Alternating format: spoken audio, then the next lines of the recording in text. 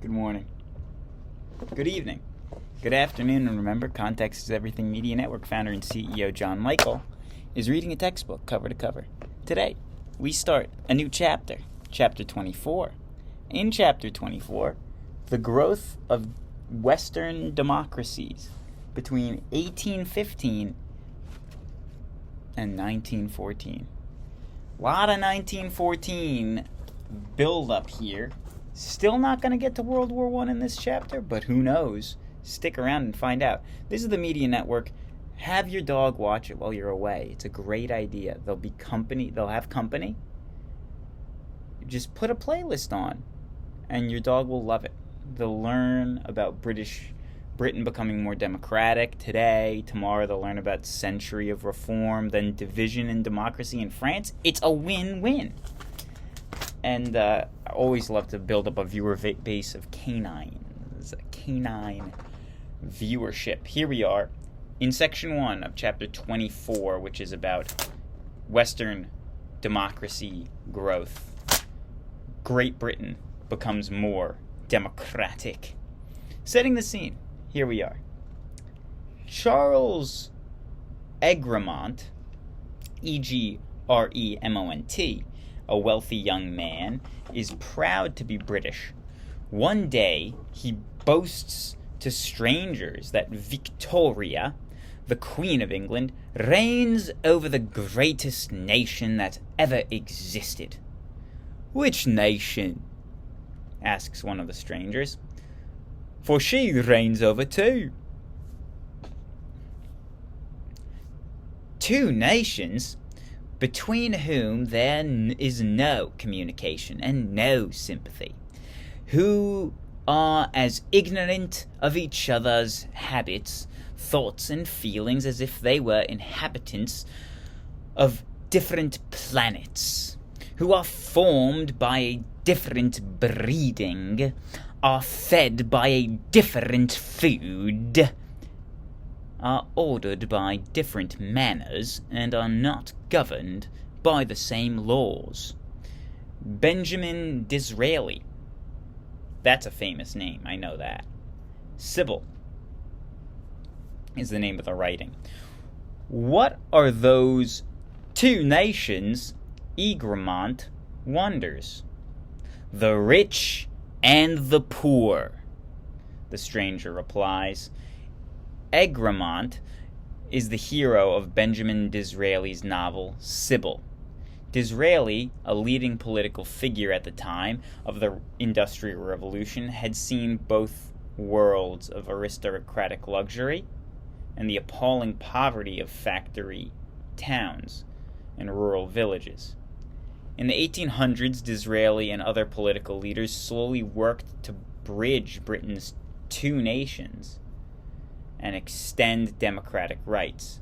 Unlike some of its neighbors in Europe, Britain generally achieved change through reform rather than revolution. Reforming Parliament. New heading: Reforming Parliament. In 1815, Britain was a constitutional monarchy with a parliament and two political parties. Still, it was far from democratic. Although members of the House of Commons were elected, less than 5% of the people had the right to vote. Wealthy nobles and squires, or county landowners, dominated politics and heavily influenced voters. In addition, the House of Lords, made up hereditary nobles and high-ranking clergy, could veto any bill passed by the House of Commons. Pressure for change. Long-standing laws kept many people from voting. Catholics and non-Anglican Protestants, for example, could not vote or serve in Parliament. In the 1820s, reformers pushed to end religious restrictions after fierce debate. Parliament finally granted Catholics and non-Anglican Protestants equal political rights. Even after An even greater battle soon erupted over making Parliament more representative. During the Industrial Revolution, centers of populations shifted. Some rural towns lost so many people that they had few or no voters. Yet local landowners in these rotten boroughs still sent members to Parliament. At the same time, the populous new industrial cities like Manchester and Birmingham had no seats in Parliament at all because they had not existed as important population centers in earlier times. Reform Act of 1832. By 1830, Whigs and Tories were battling over a bill to reform Parliament. In the streets, supporters of reform chanted, "The bill, the whole bill, and nothing but the bill." Their shouts seemed to echo the cries of revolutionaries on the continent, meaning Europe. Parliament finally passed a Great Reform Act of 1832. It redistributed seats in the House of Commons, giving representation to large towns and cities and eliminating rotten boroughs. It also enlarged the electorate, the body of people allowed to vote, by granting suffrage to more men. The act did, however, keep a property requirement for voting. The Reform Act of 1832 did not bring full democracy, but it did give a greater political voice to middle-class men. Landowning nobles, however, remained a powerful force in government and in the economy. The Chartist movement. The Reform Bill did not help rural or urban workers. Some of them demanded more radical change. In the 1830s, protesters known as Chartists drew up the People's Charter. This petition demanded universal male suffrage, annual parliamentary elections, and salaries for members of Parliament. Another key demand was for secret ballot, which would allow people to cast their votes without announcing them publicly. Twice, the Chartists presented petitions with over 1 million signatures to Parliament. That sounds pretty impressive back then. Over 1 million signatures. We're actually talking about signatures. That's a lot of signing.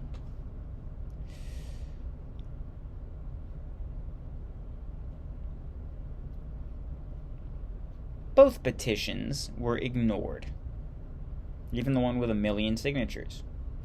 In 1848, as revolution swept Europe, the Chartists prepared a third petition and organized a march on Parliament. Fearing violence, the government moved to suppress the march. Soon after, the unsuccessful Chartist movement declined. In time, however, Parliament would pass most of the major reforms proposed by the Chartists. New heading. The Victorian Age. The Victorian Age. From 1837 to 1901, my name is John Michael. It was not that then, I didn't exist. My name is John Michael. This is Context is Everything Media Network. If you've made it this far, please like and please subscribe. Those are the symbols for it in sign language, I think. Please, also, if you have a little dog while you're away, put the channel on for the dog. Keep them company. It's nice. The Victorian Age. From 1837 to 1901, the great symbol of British life was Queen Victoria. Her reign was the longest in British history. Although she exercised little real political power, she set the tone for what is now called the Victorian Age. Symbol of a nation's values. As Queen, Victoria came to embody her values of her age. These Victorian ideals included duty, thrift, honesty, hard work, and above all, respectability. Today, we associate most of these qualities with the Victorian middle class. However, people at all levels of society shared these ideals, even if they could not always live up to them. I think that Victoria is where the word Tory comes from. You know, the political party in England, the Tories. I believe that the Tories are named after Victoria. But I'm guessing.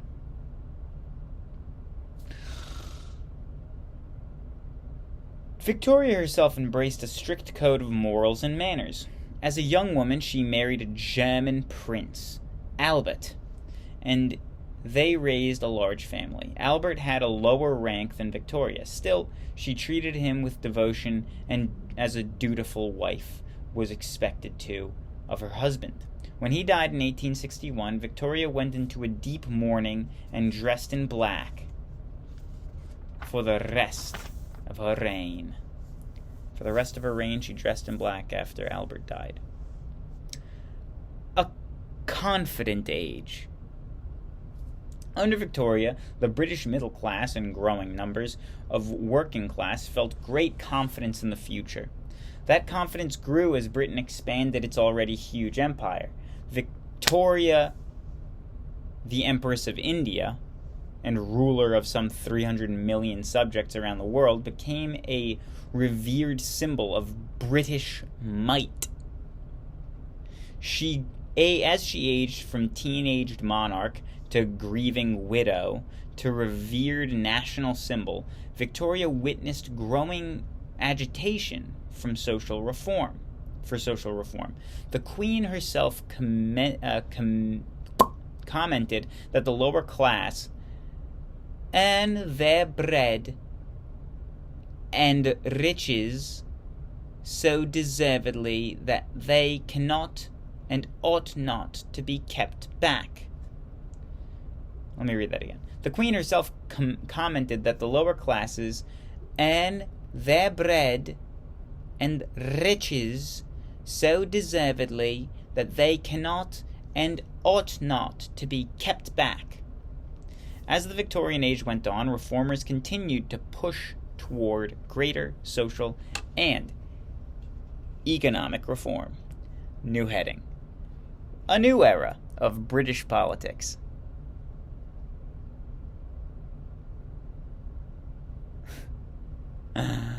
A new era of British politics.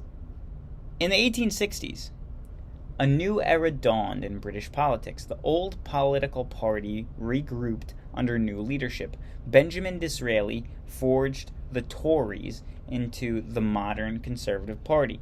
The Whigs, led by William Gladstone, evolved into the Liberal Party. Between 1868 and 1880, as the majority in Parliament swung between the two parties, Gladstone and Disraeli alternated as Prime Minister. Both fought for important reforms, expanding suffrage. Disraeli and the Conservative Party pushed through the Reform Bill of 1867. By giving the vote to many working-class men, new law almost doubled the size of the electorate. In the 1880s, it was the turn of Gladstone and the Liberal Party to extend suffrage. Their reforms gave the vote to farm workers and most other men. By centuries end, almost universal male